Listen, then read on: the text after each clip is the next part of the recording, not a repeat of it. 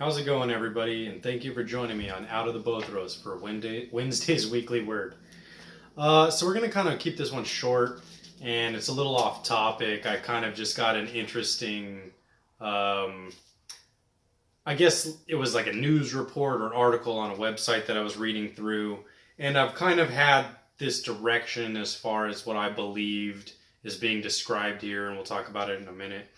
But it's kind of just a fun little thing to go over and kind of see some of the discrepancies between the different verses, as well as some of the ideological disparities that kind of popped up based on our modern culture and what we use as new words and how we've manipulated our own speech to kind of have a different meaning to certain words than would have been in the past.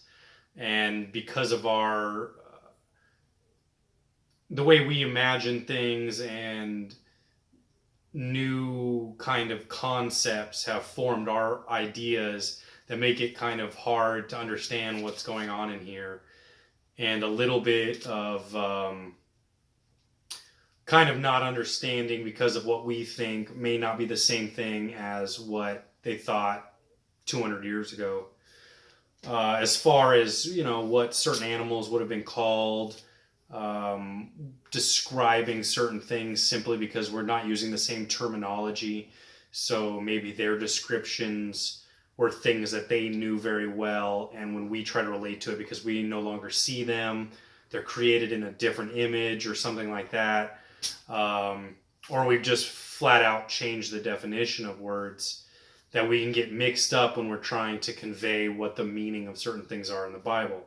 And so a simple explanation and kind of image of that I can give you, that a lot of people have as used to kind of discredit the Bible or discredit Christians for their beliefs, as well as kind of poke fun and make their own things. But I want to go ahead and show here in a couple of verses, because I have both the King James and one second, and an NIV version, so we can read through both of them. And what I'm actually going to talk about is something that a lot of articles and pieces of information are coming out with that may or may not be 100% on point, because they are discovering this kind of stuff.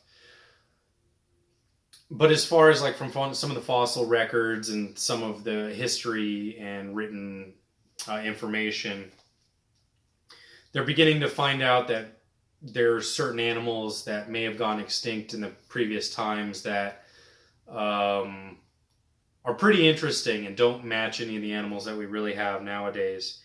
And so in that, it seems funny because a lot of people aren't necessarily relating it the same way as they should. They're admitting that they found some kind of evidence that there's a possibility of these animals existing as far back as maybe 39,000 years, I think is what the earliest was saying, and then of course past that. And they're trying to relate it to the possibility that they also went extinct with a lot of the other large animals. Woolly mammoth, saber-toothed tiger. So in here, we'll go ahead and read right off of Numbers, and we'll start in Numbers, I believe it is 29 or 22. Let me see. Of course, I'm not totally prepared, so showing a good example there. Yeah, so Numbers 23:22. God brought them out of Egypt. He hath, as it were, the strength of a unicorn. We'll go ahead and skip over to Psalms. I believe it is Psalms 29, verses 6. He maketh them also to skip like a calf, Lebanon and Suron like a young unicorn. So that's what the King James Version is. And according to some of the research that I've done, The King James Version and the Latin versions are pretty much the only versions that have the word unicorn, unicornus, um, as descriptive words of some kind of animal in a couple of verses in these books. So the same verses in the NIV version come out 23:22. God brought them out of Egypt. They have the strength of a wild ox. We'll go to Psalms.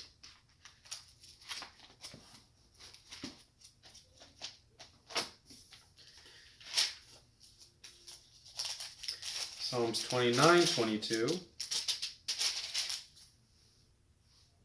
Or, my bad, 29:6 is what it was. He hath maketh Lebanon skip like a calf, Surion like a young wild ox. So, I'm sure some people might think that they switched the wording because the description of the modern myth of the unicorn doesn't seem to be any kind of animal that we've ever thought would have existed, had existed. Everything about it kind of seems real fake. And so I'm sure a lot of the argument would be that they changed it to wild ox or boar or beast or some of the other words they might use in these is because they no longer want to have people kind of scoff and laugh and make jokes about how unrealistic it is to believe in like a rainbow farting flying unicorn. So in that, I think that's actually a misdirection. And the reason that they actually switched it is because the animal that we're describing as a unicorn is more like a bovine animal or a like a large ox, a wildebeest, something similar to that kind of animal, based on its strength and some of the descriptions that it has. Very few of the descriptions make it really sound like a horse in any sense. And in fact, the Bible doesn't really have a whole lot of description of what the unicorn animal was, other than it had a horn, and it matched some of the personifications of these tribes that were around. So with that,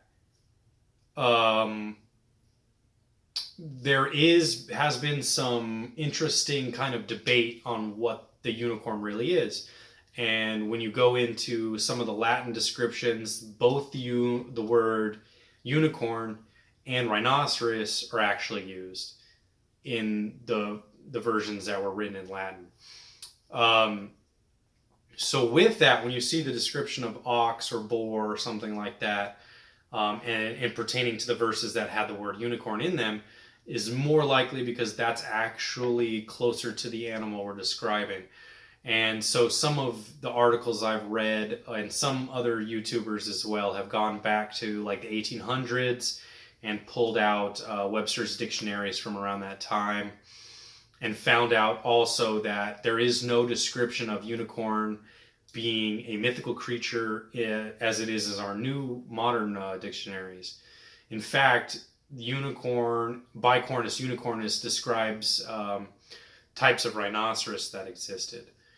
Also in that, there's been a couple of articles talking about Siberian unicorns and other unicorns that might have existed at the time.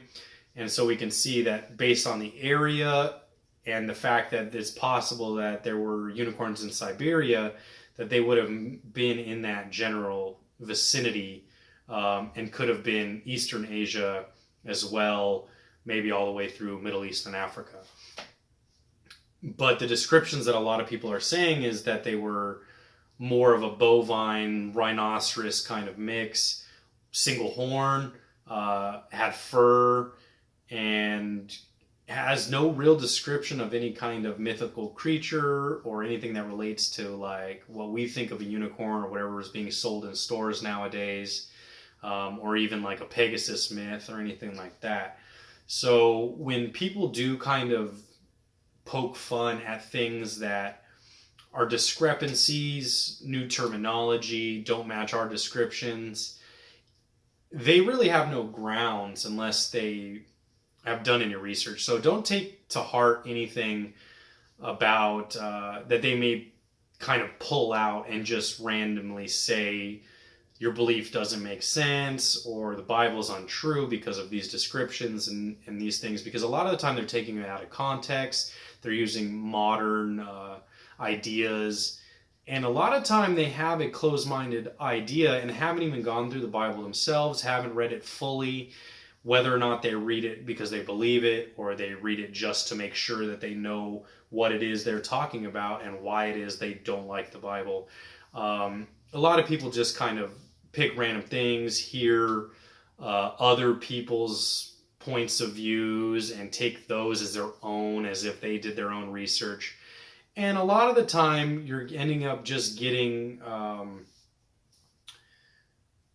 just misguided people who have an agenda in the first place and go into their research and their thought processes trying to prove themselves right instead of trying to find out the truth and the facts. So with that, go ahead and you guys do your own research. If you guys find anything interesting, one thing I did seem to notice with some of the research is there hasn't been any pictures of any fossils found or anything like that. So a lot of this seems to be a bit of speculation, but it comes from places that seem to be non-Christian related altogether. So with that, it does kind of make sense that a lot of the concepts we have as far as what the Bible's saying, what it's explaining, and some of the things that are in it, we have a misguided concept on them, and that's why we choose to study it and we choose to find out as much information as we can on going back through the history, what the words meant to the culture at the time, how many translations it's gone through. Like, there's all kinds of research to have done. But in that, this is one of their main concepts I'm trying to explain why the Bible isn't true, is that there's unicorns described in it. And so in that, I believe that maybe we need to take a step back and really analyze what those words were, what they mean, what was around during that time, and is it possible that maybe we're the ones that are interpreting it wrong and not necessarily that it's just got false information. So if you guys did think anything was interesting in this topic, go ahead and leave me a comment. Otherwise, if you guys want to continue to see future videos, go ahead and subscribe. But for the most part, that's going to wrap up our video for tonight. And I'll be seeing you guys next week, and we'll hopefully be going in further into the Son of Man series. So have a good night. I'll be seeing you guys soon.